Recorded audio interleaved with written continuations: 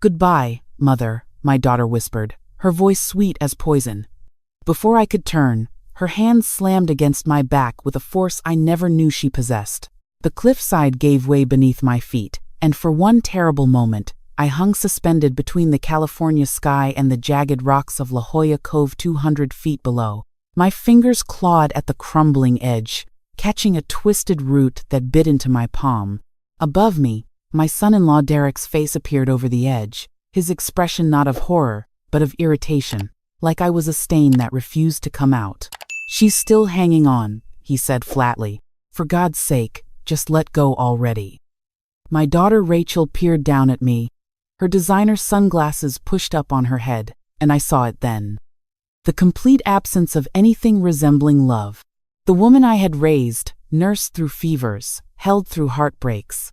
She looked at me like I was nothing more than an obstacle between her and my $2.1 billion pharmaceutical empire. But let me go back. Let me tell you how a mother's love became a death sentence. My name is Eleanor Hayes. I'm 64 years old, a widow of 3 years, and until that moment on the cliff, I believed my daughter was the one good thing I had left in this world. My husband Robert built Hayes Pharmaceuticals from a single laboratory in our garage into one of the largest generic drug manufacturers on the West Coast. When cancer took him, the company passed to me. Not to the board, not to investors. Me. $2.1 billion in assets, and a legacy that employed over 4,000 people. Rachel had never shown much interest in the business. She preferred spending money to making it, a trait I'd foolishly enabled for too long. When she married Derek Ashworth 5 years ago, I'd been so relieved. He was charming, educated, came from what appeared to be a respectable Boston family. I didn't look deeper. I should have looked deeper. The trouble started 6 months ago, subtle as a whisper. I began finding my medications in the wrong bottles. My sleeping pills where my blood pressure medication should be. My vitamins replaced with something that made my hands shake. I mentioned it to Rachel during one of her visits, and she exchanged a look with Derek that I didn't understand at the time. "Mom, you probably just mixed them up," she said, patting my hand like I was a confused child. "It happens at your age." At my age, I'd run a billion-dollar company for 3 years. I chaired board meetings. I remembered every name, every figure, every contract. But suddenly, according to my daughter, I was becoming forgetful. The incidents escalated. Important documents disappeared from my study and reappeared in strange places. The refrigerator, my car's trunk. I'd find myself scheduled for appointments I never made. My housekeeper of 20 years, Maria, was fired by Rachel while I was at a conference, replaced by a stern woman named Greta who watched my every move with cold, clinical eyes. Then came Dr. Vincent Keller. Rachel insisted I see him after I supposedly wandered out of a restaurant during dinner, though I have no memory of doing so because it never happened. What I do remember is Derek's hand on my wine glass before I felt dizzy, and then waking up in my car with Rachel driving me home, telling me I'd had an episode. Dr. Keller was smooth. Expensive office in La Jolla, degrees covering every wall, a smile that never reached his eyes. After one 45-minute appointment, he diagnosed me with early-onset dementia. "It's progressing rapidly," he told Rachel while I sat right there. "She shouldn't be making major financial decisions. I'd recommend establishing power of attorney immediately." I protested. I demanded second opinions. But somehow, every specialist Rachel took me to confirmed the diagnosis. I didn't know it then. But they were all part of the same network, doctors whose medical licenses should have been replaced with criminal records. The day of the cliff, Rachel had suggested a family outing. "Let's watch the sunset at Torrey Pines, Mom." Like we used to when I was little, I was so desperate for any scrap of genuine affection that I agreed. Derek drove us up the coastal road, past the golf course, to a secluded overlook I'd never seen before. No other cars, no other people, just the 3 of us and a 200-foot drop to the Pacific. "Stand right here." "Mom," Rachel said, positioning me at the edge to take a photo. The light is perfect. The light was perfect. Perfect for murder. The root was giving way. I could feel the fibers separating, snapping one by one under my weight. My arms burned. My shoulders screamed. Above me, Derek disappeared from view, and I heard him say, "We should go. Someone might come." Rachel hesitated. For one brief moment, I thought I saw something flicker across her face. Doubt. Maybe even regret. Then it vanished. "You're right," she said. "Let's go." They left me hanging there. Their footsteps faded. Car doors slammed. An engine started and pulled away. And I was alone, clinging to a dying root on a crumbling cliff, with no one to hear me scream. I don't know how long I hung there. Minutes. Hours. Time loses meaning when every second might be your last. But I refused to let go. Robert's voice echoed in my memory, the same thing he'd told me when we'd nearly lost everything in the recession of 2008. "Hayes, don't quit, Eleanor. We survive." I inched my other hand up, found another root, pulled. My feet scraped against the cliff face, searching for purchase. I found a tiny ledge, barely wide enough for my toes. I rested. I breathed. I climbed. It took me almost an hour to haul myself back over that edge, my fingers bloody, my dress torn, my body shaking with exhaustion and shock. But I made it. I lay on the ground, staring at the darkening sky, and I made myself a promise. They would pay. Every single one of them. I couldn't go home. I couldn't go to the police. Not yet. Dr. Keller's diagnosis meant any accusation I made would be dismissed as the ravings of a confused old woman. Rachel and Derek had been building this narrative for months. I needed evidence. I needed allies.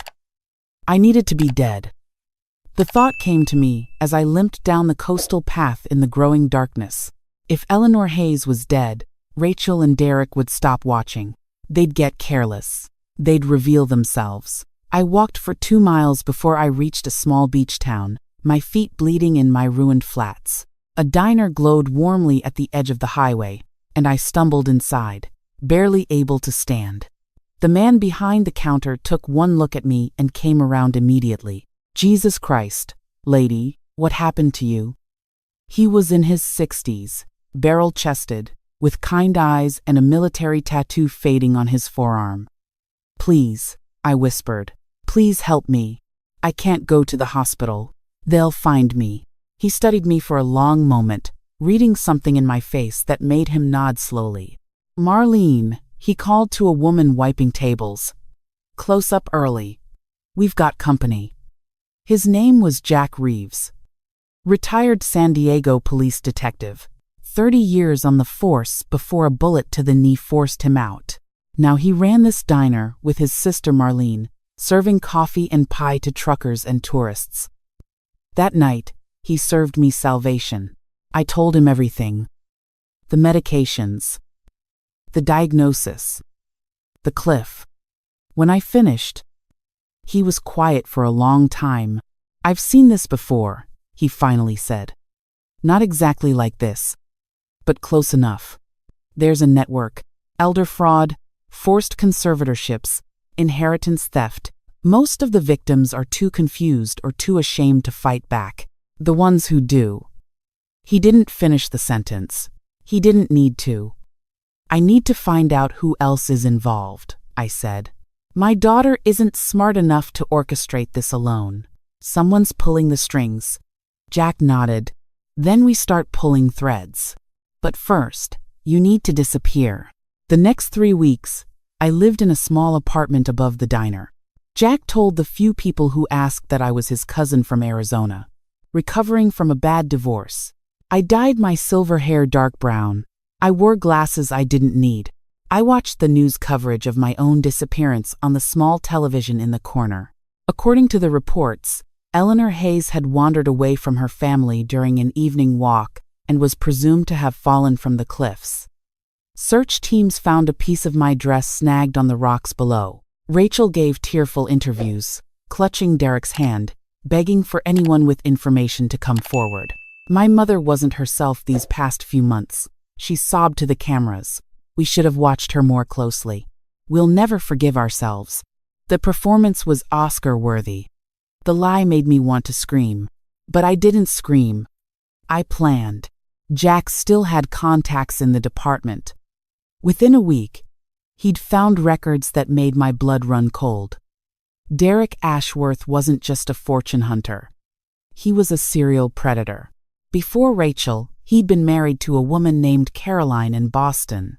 Her mother, a wealthy real estate developer, had died of an accidental overdose of sleeping medication, ruled a suicide brought on by dementia.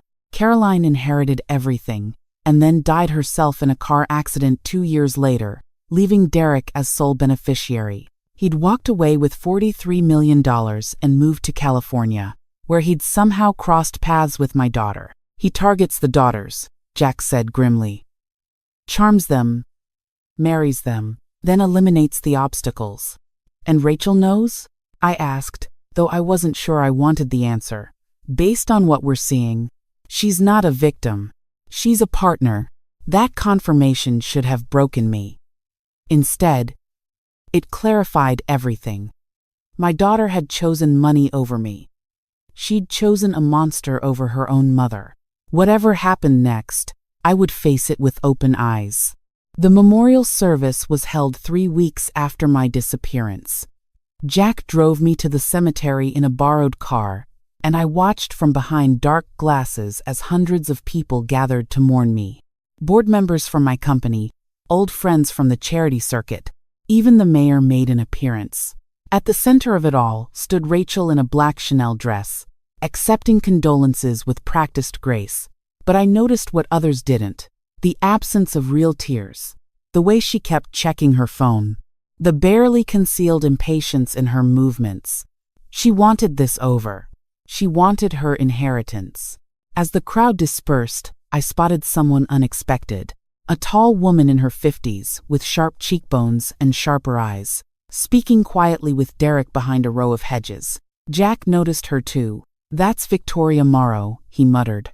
Attorney, specializing in conservatorships. Rumor is she runs the whole operation up and down the coast. Operation? Finding marks, placing dirty doctors, rushing estates through probate. She takes 30% of every inheritance her clients help acquire. Jack estimated she's made over $100 million, helping people steal from their own families. I watched Victoria hand Derek a thick envelope, watched him slip it into his jacket. Watched them shake hands like business partners closing a deal. The envelope probably contained my death certificate, already signed by Dr. Keller, clearing the way for probate. My memorial service was just another transaction to them. I had my target now. The break came unexpectedly. Maria, my former housekeeper, the one Rachel had fired, reached out through one of Jack's contacts. She'd kept copies of security footage from my house. Footage that showed Rachel and Derek switching my medications. Derek meeting with Dr. Keller in my own living room. Rachel practicing my signature on financial documents. I knew something was wrong, Maria told me. Tears streaming down her face when we met in secret. I tried to warn you, but that woman, Greta, she watched everything. I thought if I kept the videos, someone would believe me someday. I hugged her tighter than I'd hugged anyone in years. You may have just saved my life twice. We weren't ready yet. Jack insisted on building an airtight case. He reached out to an FBI contact who'd been investigating Victoria Morrow for years without enough evidence to move on her. When he heard what we had, he nearly choked on his coffee. You're telling me you have video evidence of an active murder conspiracy involving Victoria Morrow, 3 of her doctors, and the potential victim is still alive to testify? I'm telling you I want to hand you the whole network, I said. But I need to do it my way. The plan was risky. We would set a trap at my own home. Let Rachel and Derek incriminate themselves completely. Then bring the full weight of federal law enforcement down on everyone involved. I would have to face my daughter one last time. I would have to look in her eyes and see whatever was left of the child I'd loved. We chose a Friday evening, Jack's FBI contact had arranged for agents to be positioned around my property, listening to every word through surveillance equipment installed earlier that week. I waited until Derek's car pulled into the driveway. Then I walked through the front door of my own home like a ghost, returning to haunt the living. Rachel screamed. It wasn't the scream of joy or relief you'd expect from a daughter seeing her mother alive. It was the scream of someone watching their carefully constructed world collapse. Derek grabbed a crystal vase from the entry table, his face twisted with rage. "How the hell are you still alive? Put that down, Derek," I said calmly, settling into the armchair Robert used to love. "You're already facing attempted murder charges. Don't add assault to the list." Rachel's hand flew to her mouth. "Mom, we can explain. It wasn't what you think." "Really? So you didn't push me off a cliff? You didn't poison my medications? You didn't pay Dr. Keller to declare me incompetent? You didn't forge my signature on power of attorney documents?" With each accusation, her face grew paler. "I have the videos, Rachel. Every meeting, every forged document, every pill you swapped. Mom, please, don't call me that." My voice cracked, and I let it. I let her see the pain she'd caused. Let it fill the room like smoke. I raised you. I sacrificed for you. I gave you everything, and you tried to kill me for an inheritance you would have gotten anyway. Was I such a burden? Did you hate me so much you couldn't wait a few more years? For the first time, something real flickered in Rachel's eyes. "It wasn't about hating you," she whispered. "It was about him." She looked at Derek, and I saw it then, fear. "He said we needed the money now. He said you were going to cut me out. He said if I didn't help, he'd leave me with nothing." Derek's face contorted. "Shut up. Don't say another word. He made me do it, Mom. He's done this before. His first wife, she found out about her mother, and he." Derek moved fast. Faster than I expected. He swung the vase at Rachel's head, and she crumpled to the floor. Then he turned on me, eyes wild, all pretense of charm gone. That's when the doors burst open. FBI agents poured through every entrance, weapons drawn, shouting commands. Derek tried to run for the back door, but 2 agents tackled him in the kitchen. I heard the crack of his head against the marble counter, and I felt nothing. No satisfaction. No relief. Just emptiness. Victoria Morrow was arrested the same night at her office in La Jolla, along with Dr. Keller and 3 other physicians in her network. The FBI had been building their case for years. Our evidence broke it wide open. In total, they linked the organization to 14 suspicious deaths across California, Arizona, and Nevada. 14 families robbed not just of money, but of the people they loved. The trials lasted 8 months. Victoria Morrow received 3 consecutive life sentences. Derek Ashworth, linked definitively to the deaths of both Caroline's mother and Caroline herself, will never see the outside of a prison. Dr. Keller lost his license and was sentenced to 25 years for fraud and conspiracy to commit murder. And Rachel, my daughter, she testified against all of them in exchange for a reduced sentence. 15 years. She'll be in her 50s when she gets out. During her testimony, she looked at me once, just once. I searched her face for the little girl who used to climb into my lap during thunderstorms, who cried when her goldfish died, who told me I was the best mom in the whole world. I couldn't find her. I'm not sure she ever really existed. Jack Reeves stood by me through all of it. After the trials ended, he invited me to the diner for coffee, like he had 100 times before. "So," he said, sliding a piece of cherry pie across the counter, "what now?" I thought about it. The company was still mine. The houses, the investments, the foundation Robert and I had built, all of it waiting for me to reclaim. But something had changed. "I'm thinking about selling the company," I said slowly, "using the money to set up a foundation, protecting elderly people from this kind of abuse, making sure no one has to go through what I did." Jack nodded, a small smile crossing his weathered face. "That sounds about right." He paused. "You know, This diner's been pretty empty since you stopped hiding here. Has it? Marlene keeps asking when cousin Eleanor from Arizona is coming back for another visit. I laughed, really laughed. For the first time in nearly a year, I think cousin Eleanor might be available. Maybe even for more than a visit. That was 2 years ago. The Eleanor Hayes Foundation has helped prosecute 17 cases of elder abuse across 6 states. We've provided legal resources to over 200 families and trained law enforcement in recognizing the signs of inheritance fraud. Dr. Keller's network has been completely dismantled. As for me, I married Jack Reeves last spring in a small ceremony at Torrey Pines. Not at the cliff where Rachel tried to kill me, but at the overlook where you can see the whole coastline stretching south toward Mexico. We wrote our own vows. Mine included a promise to never give up, no matter how dark things got. His included a promise to always have fresh coffee ready when I wake up. Both promises have been kept.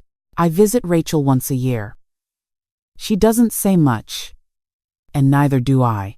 But I go anyway because I realized something in the years since that night on the cliff. Family isn't about blood or obligation, or even forgiveness. Family is about showing up. Even when it's hard, even when you're not sure why. I show up for Rachel not because she deserves it, but because the mother in me refuses to disappear completely. Maybe that's foolish. Maybe it's strength. I'm 66 now, and I've stopped trying to figure out the difference. Last week, I got a letter from a woman in Oregon. Her son had been diagnosed with early dementia by a doctor she'd never heard of. Her daughter-in-law had suddenly become interested in managing her finances. The symptoms sounded familiar. Too familiar. I picked up the phone and called our legal team. Then I called Jack and told him I'd be home late. There was work to do. Because here's what I learned from nearly dying at the hands of my own child. The people who hurt us don't define us. What defines us is what we do next. Do we lie down and let the current take us? Or do we climb back up the cliff, bloody and broken, and fight for the life we deserve? I chose to fight. I'll always choose to fight. And if you're out there right now, feeling alone, feeling like no one would believe you, feeling like maybe it would be easier to just let go, I need you to hear this. Hold on. Find your route. Climb. There are people waiting at the top who will help you. People who will believe you, people who will stand beside you when the ground crumbles beneath your feet. You just have to survive long enough to find them. That's the only inheritance that truly matters. Not money, not property, not power. The people who choose you. The people who fight for you. The people who prove that family isn't something you're born into. It's something you build, one choice at a time, one day at a time, one climb at a time.